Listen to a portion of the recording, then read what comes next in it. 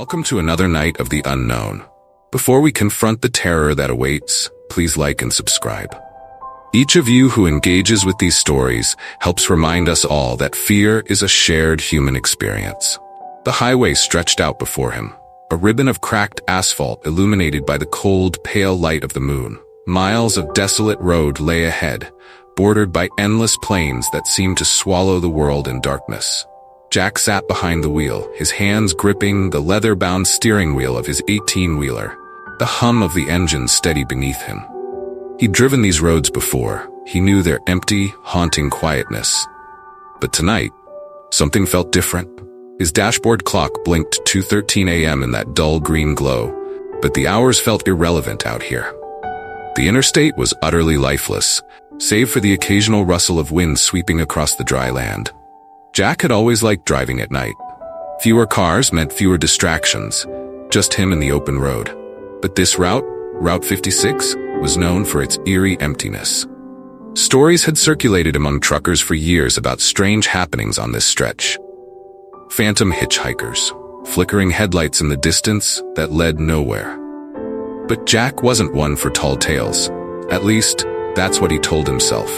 He reached for his thermos, taking a sip of the lukewarm coffee inside, his eyes scanning the horizon. That's when he saw it. Red brake lights, far ahead, faint in the distance but unmistakable.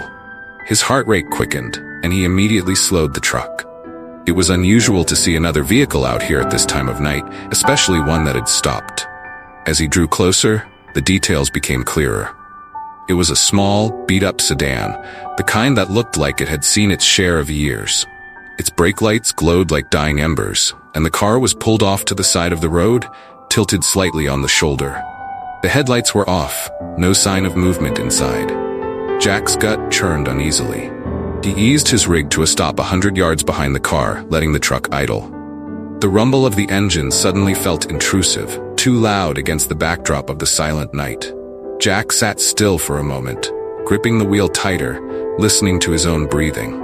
He could feel the weight of the decision pressing down on him. Should he get out? See if someone needed help?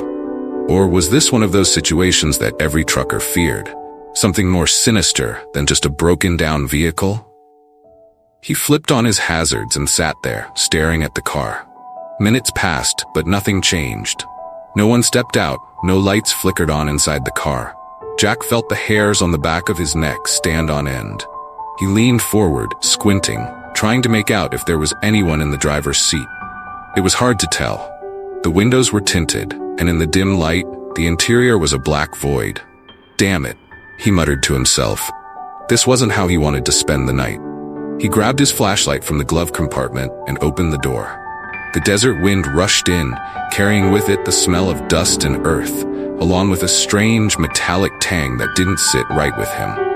The gravel crunched under his boots as he stepped down, the flashlight beam cutting through the darkness.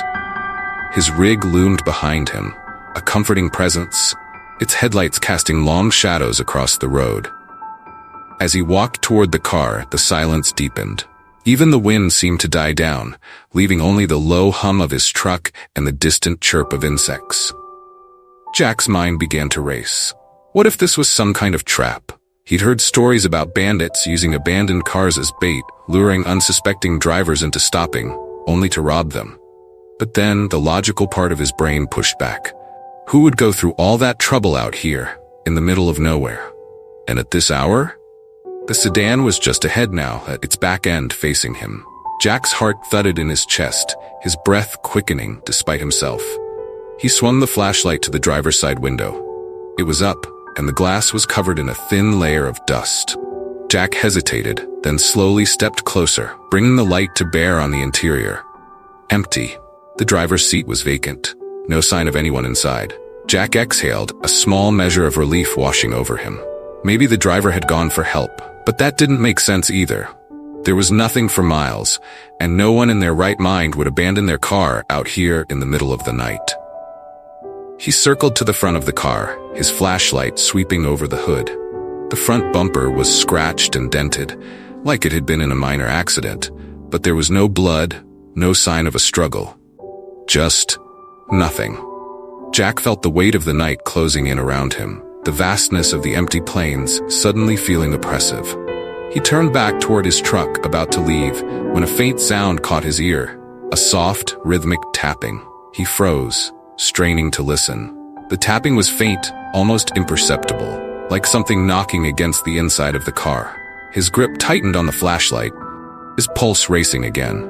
The sound was coming from the trunk. For a moment, Jack's mind blanked. He stared at the trunk, every muscle in his body tense. The rational part of him screamed to leave it alone, get back in the truck and drive.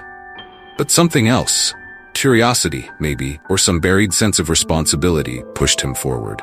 Slowly, cautiously, he approached the back of the car. The tapping had stopped. Now all he could hear was the sound of his own heartbeat pounding in his ears. He reached out, fingers trembling, and gripped the edge of the trunk.